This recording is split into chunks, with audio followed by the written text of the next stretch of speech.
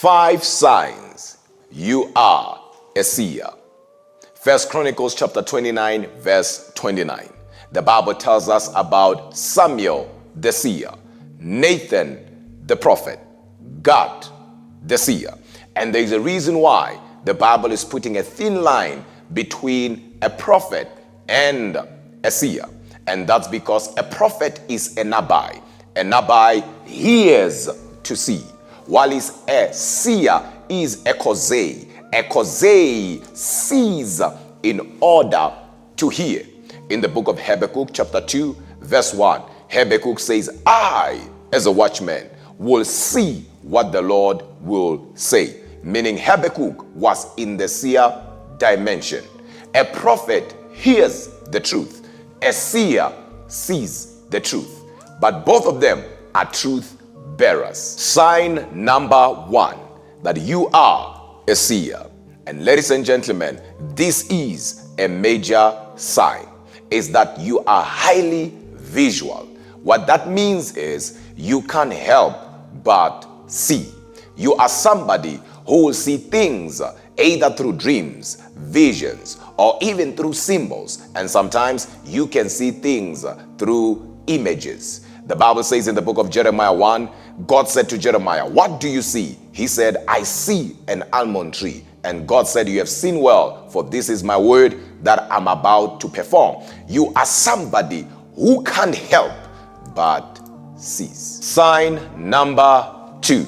You will have what we call prophetic mental impressions. This is where you see things with the eyes of your mind. For an example, you can be thinking about somebody, and the next thing they call you, the next thing they text you, or even hear that something happened to that person, either good or bad.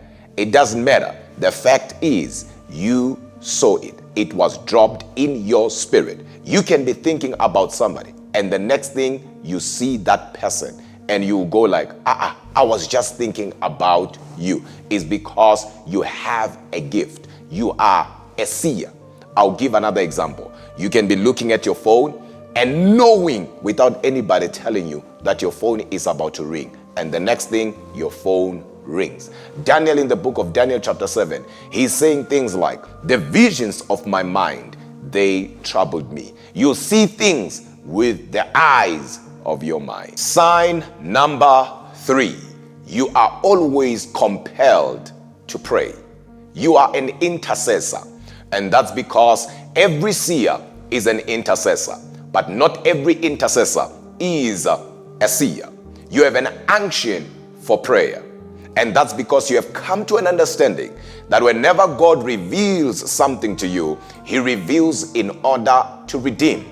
God is not revealing it unto you to satisfy your curiosity. Remember, God is not a gossiper.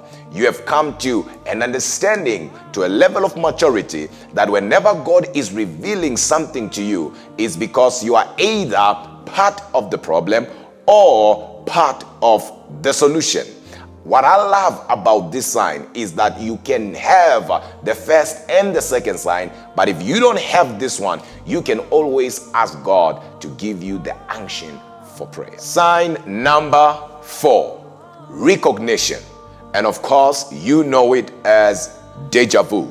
Whenever we are talking about deja vu, we are talking about a moment that is happening in the present, and you feel like you have seen this event before. And as you try and follow, all of a sudden, it vanishes or it disappears. And that is because your spirit was able to download half of the event. Your spirit picked it up in the realms of the spirit, but you are not able to get the full thing because you do not have a strong spirit. Luke 1 verse 80 says, John waxed strong in spirit. He grew strong in spirit. And for you to have a strong spirit or to grow strong in the spirit, you need to do 2 things. You need to spend more time in prayer and more time in the word. Sign number 5, and this one is my favorite. You can easily access the realm of dreams.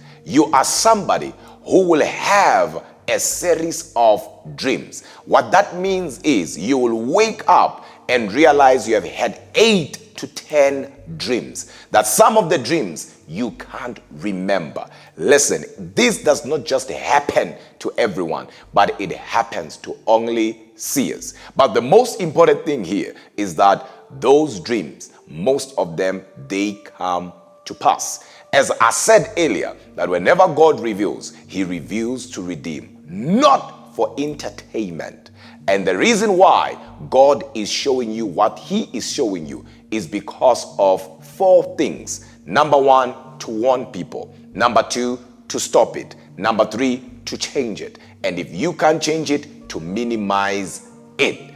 And people who will often have series of dreams will wake up between 3 a.m. and 5 a.m. It is never a coincidence. You are a seer. I know somebody will say, but I'm waking up between that time so that I can use the restroom. Listen, it is a prophetic problem for a prophetic manifestation. Why didn't you wake up at 1 a.m., at 2 a.m.? Why are you always waking up between 3 a.m. and 5 a.m.? And that's because that time is considered prophetic hours. So if you are somebody who has the signs that I mentioned and you do not know what to do, leave a comment and I will see how I can help. Acts 2 verse 17. In the last days, I shall pour out my spirit upon all flesh. Your sons and daughters, they shall prophesy. Your young men shall see visions, and your old men shall dream dreams.